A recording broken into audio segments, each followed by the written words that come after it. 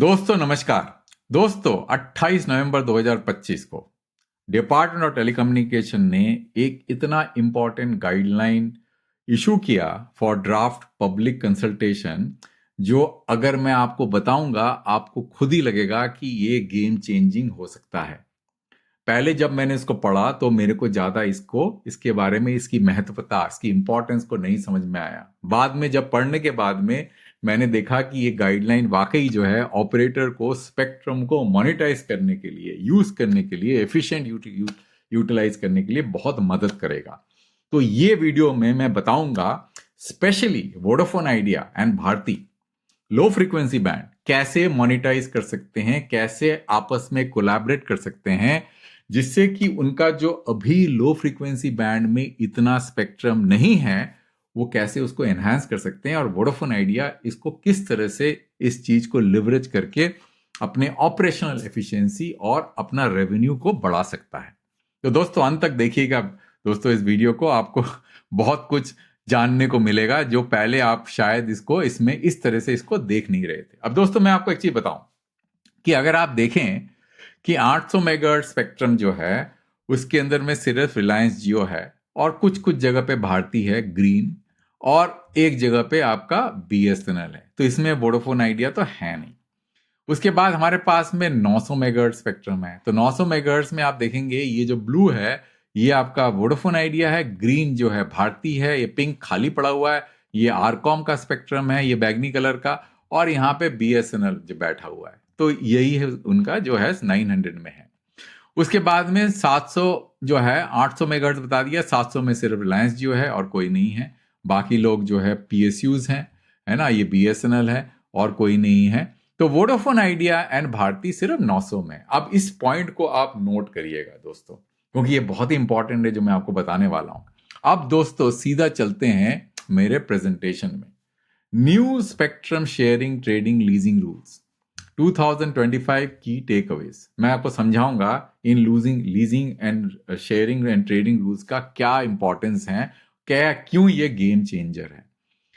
Game changer का एक ही रीजन है दोस्तों, one way sharing between TSP. पहले ऐसा होता नहीं था। पहले कैसे होता था, अब दोबारा चलते हैं इस डायग्राम में। मान लीजिए एपी में, आंध्र प्रदेश में वोडाफोन, ये वोडाफोन का कितना स्पेक्ट्रम है, 7.4 मेगाहर्ट्ज है। वो भारती के साथ में शेयर करना चाहते हैं। कितना भारती के पास में, 9 मेगाहर्ट्ज है। तो पहले शेयरिंग में क्या होता था कि ये दोनों स्पेक्ट्रम जो है एक part of the same pool हो जाते थे। मतलब यह हुआ कि जब ये आपस में स्पेक्ट्रम शेयर करते थे तो ऐसा वन वे शेयरिंग नहीं होता था। मान लिया जाता था जब ये स्पेक्ट्रम भारती और वोडाफोन आपस में स्पेक्ट्रम शेयर कर रहे हैं तो ये spectrum part of the same pool है। अब जो है फर्क हो गया है, अब वन वे शेयरिंग अलाउड है। इसका मतलब वोडाफोन चाहे दिल्ली में, उनके पास जो 10 मेगाहर्ट्ज स्पेक्ट्रम है उसमें से 5 मेगाहर्ट्ज स्पेक्ट्रम भारती को या 4 मेगाहर्ट्ज स्पेक्ट्रम भारती को शेयर कर सकता है, और भारती का जो 6 मेगाहर्ट्ज स्पेक्ट्रम है वो 10 मेगाहर्ट्ज स्पेक्ट्रम हो जाएगा। आप समझ रहे हैं ना। और वोडाफोन के पास कितना स्पेक्ट्रम बचेगा, उनके पास में बचेगा जो है 6 मेगाहर्ट्ज स्पेक्ट्रम बचेगा।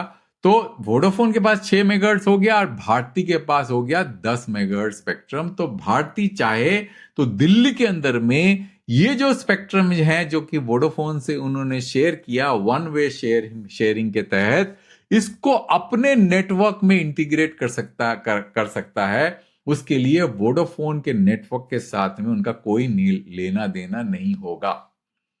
तो दोस्तों आपको समझ में आ रहा है ना क्या इंपॉर्टेंस है। पहले तो ये spectrum part of the same pool हो जाता। इसका मतलब जब सेम पूल होता है तो कॉमन रैन यूज करना पड़ता। मतलब ये है कि अगर मान लीजिए वोडाफोन के पास में एक 900 मेगाहर्ट्ज का बेस स्टेशन है और भारती के पास में एक 900 मेगाहर्ट्ज का बेस स्टेशन है, दोनों बेस स्टेशन एक ही बेस स्टेशन में कन्वर्ट हो जाते, क्योंकि अदरवाइज ये दोनों स्पेक्ट्रम एक साथ आप यूटिलाइज नहीं कर सकते थे। इसलिए दोस्तों शेयरिंग कभी भी काम नहीं किया, सिर्फ स्पेक्ट्रम ट्रेडिंग काम करता था, क्योंकि शेयरिंग में स्पेक्ट्रम को सेम पूल में होना जरूरी था। अब ऐसा नहीं है, क्योंकि वन वे शेयरिंग जो है उन्होंने अलाउ कर दिया। अगर ये जाएंगे इस ड्राफ्ट रूल में अंदर में, आप देखेंगे ये बहुत ही नुआंस्ड है, समझ में काफी, मतलब बार बार पढ़ने के बाद समझ में आएगा। पढ़ने के बाद में आपको ये समझ में आएगा। क्यों समझ में आएगा आपको यहाँ पे?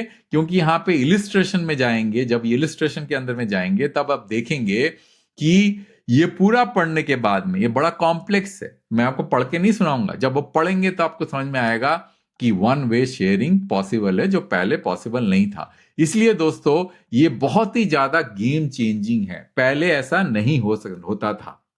अब receiver can integrate shared spectrum into its own RAN. पहले क्या था? पूल्ड रैन होता था, उसमें ऑपरेशनल कॉम्प्लेक्सिटी आ सकती थी।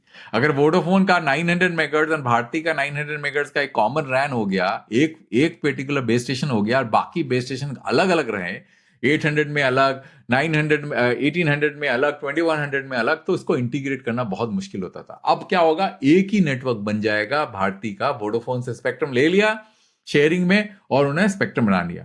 इसमें कॉमन रैन का रिक्वायरमेंट नहीं होगा और sharing will become now operational, not structural. One way sharing क्यों मैटर करता है? इसमें ये इसलिए मैटर करता है दोस्तों, it enables donor spectrum without network merger. Network को मर्ज करने की जरूरत नहीं है, ये बहुत ही इंपॉर्टेंट है दोस्तों। पहले नेटवर्क को मर्ज करना पड़ता था। It remove synchronisation and pooling overheads. अब पूलिंग करेंगे स्पेक्ट्रम को तो पता नहीं किसका स्पेक्ट्रम है, कितना स्पेक्ट्रम है। अगर 1 मेगाहर्ट्ज स्पेक्ट्रम है और भारती के पास 5 मेगाहर्ट्ज स्पेक्ट्रम है, दोनों स्पेक्ट्रम को जोड़ के 6 मेगाहर्ट्ज बनाया, तो पता नहीं चलता था कौन कितना स्पेक्ट्रम यूज करेगा, बहुत ही कंफ्यूजन हो जाता था। यहाँ पे वन वे शेयरिंग जो है वो बहुत ही ज्यादा इंपॉर्टेंट है। मेरे हिसाब से वन वे शेयरिंग जो है वही सबसे इंपॉर्टेंट चीज है, जो कि ये पूरे गाइडलाइंस में और पूरा नोटिफिकेशन में जो है उभर के आ रहा है। और मैं बताऊंगा दोस्तों आगे भी इसकी क्या क्या इंपॉर्टेंस है और आगे लीजिंग के अंदर में क्या फ्लेक्सिबिलिटी सरकार ने देने की कोशिश करी है। पर one way sharing is the critical thing one should focus on. अच्छा, दूसरा दोस्तों कि मान लीजिए कि आप स्पेक्ट्रम शेयरिंग कर रहे हैं, वन वे शेयरिंग कर रहे हैं और स्पेक्ट्रम बाजू बाजू में है, तो आपको हार्मोनाइजेशन की जरूरत नहीं पड़ेगी। अब इसलिए मैंने दोस्तों 900 मेगाहर्ट्ज स्पेक्ट्रम की बात कर रहा हूं वोडाफोन आइडिया एंड भारती के लिए। अब देखिए हर स्पेक्ट्रम जो है बाजू बाजू में है और भारती के पास में कई सर्कल्स में बहुत कम। फॉर एग्जाम्पल दिल्ली में देखिए दोस्तों, भारती के पास कितना कम स्पेक्ट्रम है दिल्ली में, 6 मेगाहर्ट्ज। वो ऐसे कर नहीं पा रहा है, तो वो वोडाफोन आइडिया से 4 मेगाहर्ट्ज स्पेक्ट्रम लेके ऐसे कर ले स्टैंड अलोन, है ना। उसके बाद वोडाफोन आईसीआर करके भारती के नेटवर्क के अंदर में वो रोम कर ले, इंट्रा सर्कल आईसीआर, वो तो अलाउड है ना।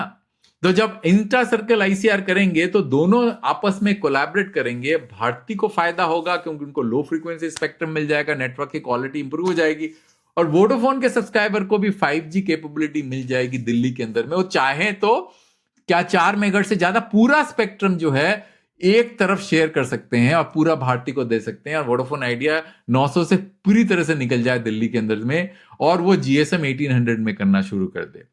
अब जरूरी नहीं है कि आप पूरा दे दें, आप उनके पास 10 मेगाहर्ट्ज स्पेक्ट्रम अवेलेबल है। अब जितना ज्यादा स्पेक्ट्रम देंगे उतना ज्यादा भारती जो है दिल्ली में एम्पावर्ड हो जाएगा। अब देखिए दोस्तों दूसरा सर्कल आपको बता रहा हूं, मुंबई देख लीजिए।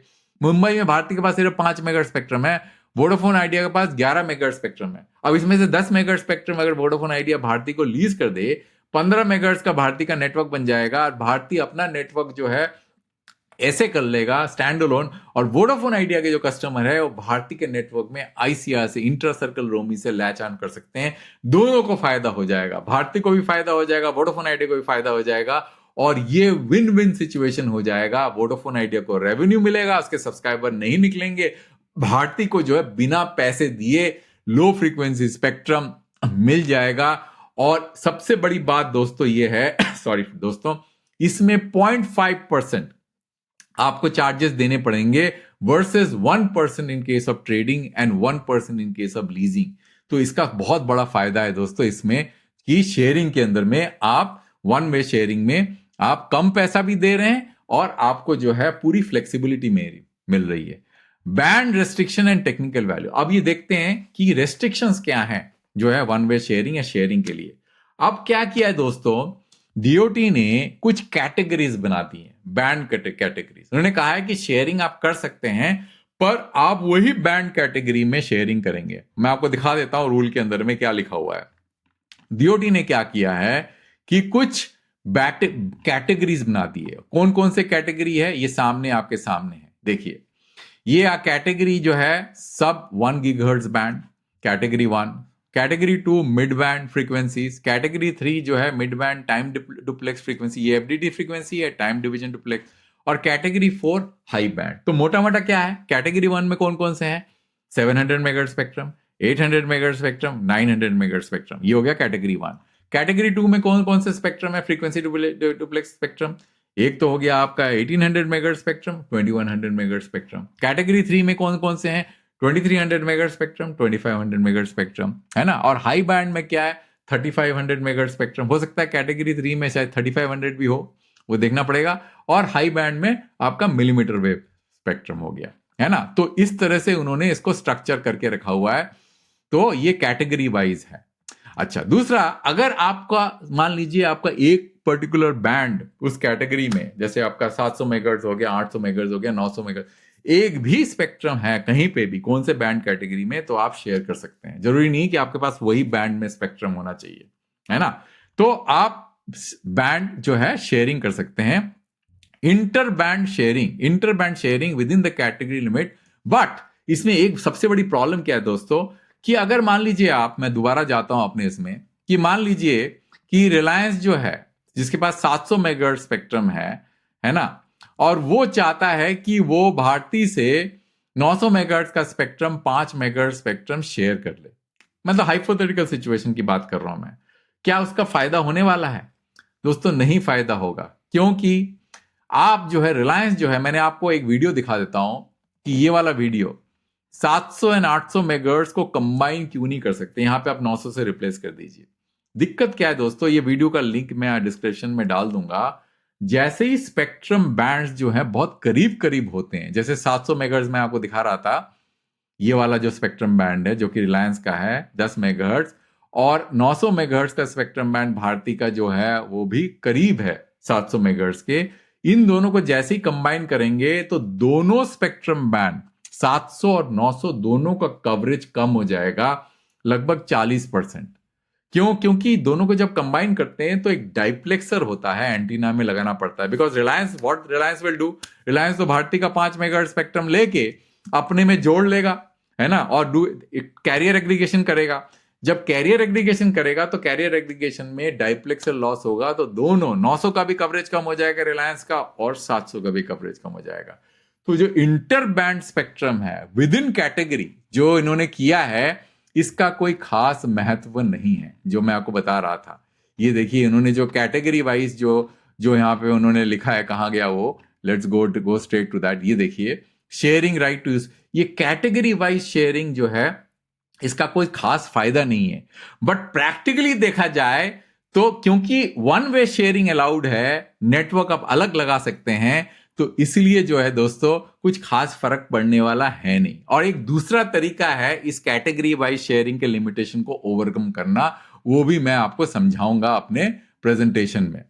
तो इसमें क्या है कि अगर आप मान लीजिए कि आप इंटर बैंड, 2 बैंड से स्पेक्ट्रम लेके कैटेगरी वाइज जो शेयरिंग कर भी रहे हैं, तो आप बोलेंगे अच्छा मैं सीए नहीं करता, मैं तो एक काम करूंगा, मेरे पास जो है 700 मेगाहर्ट्ज स्पेक्ट्रम है, 900 मेगाहर्ट्ज स्पेक्ट्रम का 5 मेगाहर्ट्ज स्पेक्ट्रम ले लूंगा, अलग अलग रखूंगा दोनों को। पर फायदा इसलिए नहीं है दोस्तों कि मान लीजिए आपके पास 700 मेगाहर्ट्ज स्पेक्ट्रम है, 900 मेगाहर्ट्ज ये रहा, तो 900 मेगाहर्ट्ज का जो विड्थ होगा 5 मेगाहर्ट्ज बहुत कम होगा। तो अगर मान लीजिए आप लोड बैलेंसिंग भी करते हैं, मतलब यहां से कस्टमर को 900 में भेज देते हैं, तो 900 मेगाहर्ट्ज स्पेक्ट्रम के अंदर में क्योंकि कम बैंडविड्थ होगा तो थ्रूपुट कम होगा, तो इन कस्टमर्स जो कि 900 में रहेंगे 5 मेगाहर्ट्ज में, उनको जो है बहुत ज्यादा मतलब कम जो है डेटा स्पीड्स मिलेगा, तो कुछ फायदा नहीं होगा। तो जब तक equal portion of spectrum 10 megahertz नहीं करते हैं, तो तब आप लोड बैलेंसिंग कर सकते हैं कि भाई यहां पे भी 10 मेगाहर्ट्ज, वहां पे भी 10 मेगाहर्ट्ज, तो दोनों को सेम थ्रूपुट मिलेगा, नहीं तो एक कम एक ज्यादा में काम नहीं करेगा। अच्छा, मैंने आपको जैसे बताया मोनेटाइजेशन एंड कमर्शियल यूज, तो donor can monetise under utilise spectrum without trading. अब इसमें सबसे बड़ा फायदा इसमें है कि ट्रेडिंग करने की जरूरत नहीं है, डोनर जो है पूरा मोनेटाइज कर सकता है अंडर यूटिलाइज। जैसे मैंने आपको बताया ना कि वोडाफोन आइडिया, मान लीजिए कि वोडाफोन आइडिया अपना स्पेक्ट्रम पूरी तरह से यूटिलाइज नहीं कर पा रहा है, भारती अपना स्पेक्ट्रम यूटिलाइज करना चाहता है, वो यहां से वन वे शेयरिंग करके अपना नेटवर्क बना ले, वोडाफोन आइडिया से उनका कोई लिंकेज नहीं, क्योंकि पूलिंग नहीं है जैसे पहले होता था, और वोडाफोन आइडिया जो है आईसीआर करके भारती के नेटवर्क में से जाके अपना कस्टमर सर्व कर सकता है। बहुत ही बढ़िया विन विन सिचुएशन हो जाएगा। Recipient gain band capacity and coverage synergies, ICR plus sharing can structurally create a win-win situation। मतलब ये structurally win-win situation बना सकता है, useful especially when one operator has spectrum but weak rollout incentive। मतलब वो rollout नहीं, उसके पास capex के लिए पैसे नहीं है। बहुत ही बढ़िया। अब स्पेक्ट्रम कैप ट्रीटमेंट कैसे है इसके अंदर में दोस्तों? कैप इस तरह से है दोस्तों कि हर एनआईए के अंदर में, अगर आप एनआईए में जाएंगे लास्ट ऑप्शन का 2024 का, तो उसमें कैप्स डिफाइन है। तो कैप्स को यूज करके मैंने ये शीट बनाया है, तो आप पॉज करके वीडियो देख सकते हैं। ये रिलायंस जियो का जो है, जहां पे वो स्पेक्ट्रम शेयरिंग कर सकता है और कितना अवेलेबल है शेयरिंग के लिए। भारती का ये हो गया, इसको भी आप पॉज करके देख सकते हैं, और वोडाफोन आइडिया का ये, उसको पॉज करके देख सकते हैं। आपको समझा देता हूं जिससे कि आप इसको यूटिलाइज कर पाए इंफॉर्मेशन को। अब देखिए, पहले तो आप रिलायंस जियो का देखते हैं। ये एपी से लेकर वेस्ट बंगाल सब गीगाहर्ट्ज बैंड में टीडीडी इक्विवेलेंट, मतलब डबल कर दिया मैंने एफडीडी स्पेक्ट्रम का, वो इतना उनका स्पेक्ट्रम है। कैप आपका यहां डिफाइंड है, जो कि एनआईए में डिफाइंड है। तो उनके पास में कितना स्पेक्ट्रम वन वे शेयरिंग से लेना अलाउड है, वो यहां पे। तो आप देखेंगे रिलायंस के पास में सब गीगाहर्ट्ज में कोई ज्यादा स्पेक्ट्रम वो ले नहीं सकता, 5 सब जगह पे एवरेज 6 मेगाहर्ट्ज ले सकता है। तो कुछ खास फायदा नहीं है। जैसे मैंने आपको बताया ना कि 2 बैंड को तो आप एग्रीगेट कर नहीं सकते, सीए कर नहीं सकते, तो 6 मेगाहर्ट्ज। तो रिलायंस जियो के पास में शेयरिंग का कोई फायदा मोटिव नहीं है, जो कि वो फर्स्ट कैटेगरी 1 में शेयरिंग करे, क्योंकि उनके पास में रूम ही नहीं है सिर्फ 6 मेगाहर्ट्ज स्पेक्ट्रम का। अब देखिए, भारती को देखिए, भारती के पास में बहुत ज्यादा रूम है, करीब एवरेज 18 मेगाहर्ट्ज। अब वोडाफोन को देखिए, वोडाफोन के पास में भी लगभग 18 मेगाहर्ट्ज स्पेक्ट्रम का रूम है। तो इससे क्या हो रहा है, मैं आपको बता रहा हूं कि क्योंकि भारती एंड वोडाफोन के पास में ज्यादा स्पेक्ट्रम नहीं है सब गीगाहर्ट्ज में, तो वो कर सकते हैं, पर रिलायंस जियो नहीं कर सकता, बिकॉज रिलायंस जियो के पास में सिर्फ 6 मेगाहर्ट्ज। और अगर आप हाई फ्रीक्वेंसी बैंड देखें, जैसे मिड बैंड मैंने आपको बताया था 1.8 एंड 2.3, तो यहां पे कोई खास प्रॉब्लम नहीं है अब बाकी में। तो इसलिए मैं आप ज्यादा फोकस नहीं करूंगा। इसमें शायद एक गलती भी है, क्योंकि उन्होंने टीडीडी और एफडीडी को अलग अलग रखा है, मैंने इसको कंबाइन कर दिया है यहां पे, क्योंकि बैंड कैप जो है वैसा ही डिफाइन था एनआईए के अंदर में। बट जो नोटिफिकेशन है, नोटिफिकेशन में देखिए दोनों कैटेगरी को उन्होंने अलग अलग रखा है, कैटेगरी 2 एंड कैटेगरी 3, पर से कुछ खास फर्क नहीं पड़ने वाला। तो बस आपको समझाने के लिए समझा दिया मैंने। आप जो है वीडियो को पॉज करके वो दोनों चार्ट देख सकते हैं। फाइनेंशियल ट्रीटमेंट फॉर शेयरिंग क्या हो गया? प्रोसेसिंग फी मैंने आपको बताया ना कि 0.5% of the market value of the share spectrum. Sharing का पॉइंट, जैसे पहले तो सिर्फ 50,000 रुपए होता था फीस, वन टाइम फीस, ये नॉन रिफंडेबल पॉइंट। जैसे मान लीजिए कि मैं आपको एग्जांपल दे देता हूं, मान लीजिए जो है दिल्ली में वोडाफोन ने 5 मेगाहर्ट्ज स्पेक्ट्रम जो है भारती को दे दिया, और ये जो 5 मेगाहर्ट्ज और कितने साल के लिए दिया? 3 साल के लिए। तो 5 मेगाहर्ट्ज का जो मार्केट वैल्यू है उसका 0.5% 3 साल के लिए भारती को पे करना पड़ेगा, वन टाइम फी। और भारती अगर वोडाफोन को से शेयर करता है और वोडाफोन उसको यूज कर रहा है, वैसा ही वाइस वर्सा करना पड़ेगा। तो ये उनका जो है तरीका है फी कलेक्ट करने का। तो higher than the older sharing regime but lower than the leasing and trading. बहुत ज्यादा है ये, पहले तो 50,000 होता था, अब ये लीजिंग एंड ट्रेडिंग से कम है, क्योंकि उसमें 1% है। फीड पेज इंक्लूड एजीआर, तो ये जो फीस पे करेंगे वो licence fee and spectrum usage charge calculation में ऐड हो जाएगा एजीआर में। Makes ICR relatively more attractive versus pure sharing in some cases. तो इसमें क्या होगा कि मैंने बताया ना, अपना स्पेक्ट्रम दे दो उसको, और दे के जो है आप उसको उनको पूल बना दो नेटवर्क का, खुद आईसीआर कर लो, तो दोनों तरफ रेवेन्यू फ्लो करेगा। तो आपको इसका जो इम्पैक्ट है, जो एडिशन का ऑन एजीआर में, वो कम हो जाएगा। मेरे ख्याल से कम नहीं होगा, क्योंकि दोनों तरफ जो है डबल ही ऐड हो जाएगा। उसका कोई फायदा नहीं होगा, उसको छोड़ दीजिए, क्योंकि एक तरफ भी ऐड होगा, इधर भी ऐड होगा, तो खास फर्क नहीं पड़ेगा। बट वन वे शेयरिंग से वोडाफोन आइडिया भारती अपना काफी हद तक फायदा करा सकता है, नेट नहीं होगा। लीजिंग क्या है? अब ट्रेडिंग में कोई खास फर्क नहीं है, दोनों ही सेम है, एक्सेप्ट जो है ड्यूज के बारे में थोड़ा बहुत फर्क है, उतना डिटेल में नहीं जाऊंगा। लीजिंग ने एक नया फ्लेक्सिबिलिटी ऐड कर दिया।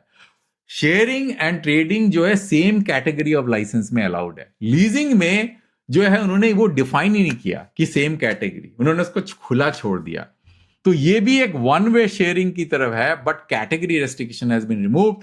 ये प्राइमरली डिजाइन किया गया है सीपीएन, मतलब प्राइवेट नेटवर्क जो है 5G प्राइवेट नेटवर्क जो कि फैक्ट्रीज हैं उनको स्पेक्ट्रम लीज करने के लिए देने के लिए जो है ऑपरेटर्स को, और वो आपस में भी कर सकते हैं short term, mid term and long term. अब ये क्या है, जो कैटेगरी का जो लिमिटेशन है जो मैं आपको बता रहा था यहां पे, इस कैटेगरी का लिमिटेशन पूरी तरह से खत्म हो गया। इसका मतलब क्या हुआ, आप लीज के through virtually one way sharing कर सकते हैं, जिसमें 1800 मेगाहर्ट्ज स्पेक्ट्रम जो है डायरेक्टली कंबाइन हो सकता है 900 मेगाहर्ट्ज स्पेक्ट्रम से। तो वर्चुअली ये कैटेगरी का रेस्ट्रिक्शन लीजिंग से खत्म हो गया। तो leasing is a much more flexible form of sharing where the prices are higher, 1% versus 0.5%. Can be short term हो गया, no 2-year holding requirement for spectrum leading to leasing। अच्छा, इसमें दोस्तों एक बहुत इंपॉर्टेंट है, क्योंकि ये कैटेगरी ऑफ लाइसेंस को डिफाइन नहीं कर रहा। अगर आप जाएंगे डॉक्यूमेंट के अंदर में, मैं आपको दिखा दूंगा जो लीजिंग वाला पोर्शन है, अगर आप उसमें जाएंगे, देखिए यहां पे कुछ भी मेंशन नहीं है कि एलिजिबिलिटी में सेम कैटेगरी होना चाहिए। अगर आप उसमें जाएंगे, ट्रेडिंग में जाएंगे या शेयरिंग में जाएंगे, वहां पे आप पाएंगे शैल बी ओनली, देखिए मैं आपको दिखाता हूं, मैं आगे की तरफ में, कि कैटेगरी क्लियरली मेंशन्ड है। देखिए सेम कैटेगरी ऑफ ऑथराइजेशन, पर वहां नहीं मेंशन है। इसलिए दोस्तों हुआ क्या है कि ये फ्यूचर सैटेलाइट एंड जीएमपीएस, मान लीजिए सैटेलाइट ऑपरेटर जैसे है स्टारलिंक है, वो वोडाफोन से, या एएसटी जो कि वोडाफोन के साथ में ऑलरेडी टाई अप कर चुका है, वो वोडाफोन का एक्सेस स्पेक्ट्रम एक्सेस करना चाहता है, तो ये ओपन कर देता है दैट पॉसिबिलिटी। बट इसमें एक खामी ये है कि जीएमपीएस लाइसेंस को चेंज करना पड़ेगा, जिसके अंदर में अभी एम्पावरमेंट नहीं है एक्सेस स्पेक्ट्रम यूज करने के लिए। तो ये बहुत ही इंपॉर्टेंट चीज है, मुझे तो ये बहुत फॉरवर्ड लुकिंग रेगुलेशन लगा। पहली बार I am excited with one, जो डीओटी का एक नोटिफिकेशन से मैं काफी एक्साइटेड फील कर रहा हूं। हमेशा मैं डिप्रेस फील करता हूं, पहली बार एक्साइटेड फील कर रहा हूं। Leasing provides a legal construct for temporary targeted spectrum use. Actual use will depend upon how GMPS license are modified.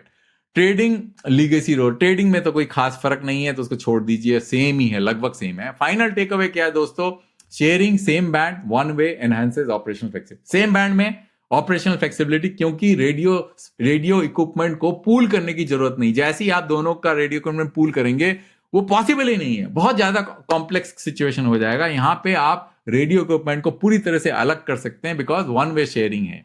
Leasing one way sharing, band category relax for CNPN, higher fee but more scope. Trading जो है वो largely unchanged है, focused on ownership and transfer. Commercial value will depend on band, quantum share, caps and ICR structure. तो दोस्तों अंत तक देखने के लिए बहुत बहुत धन्यवाद। ये वीडियो मैं दूसरा वीडियो दूसरे टॉपिक में जल्दी लेके आऊंगा।